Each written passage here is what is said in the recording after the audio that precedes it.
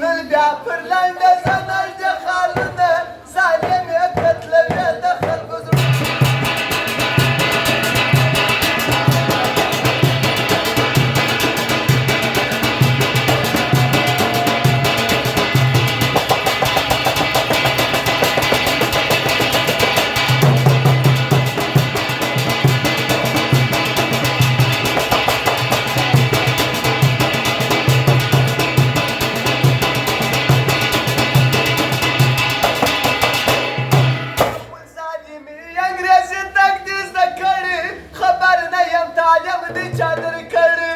خوشحاله سوم کوم خیرات یا غړي چې دوی کوي هر وخت د مجلسونه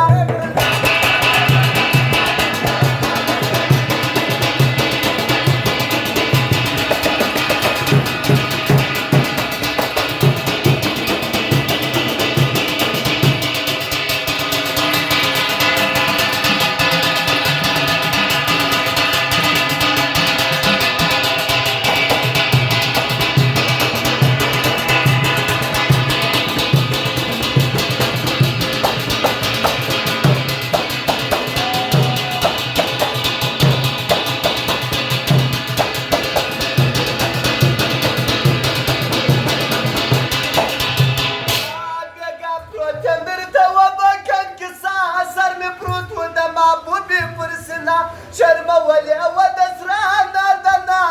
چې د خونده مې پر وکړه له خوبونه نن بیا پر لنډه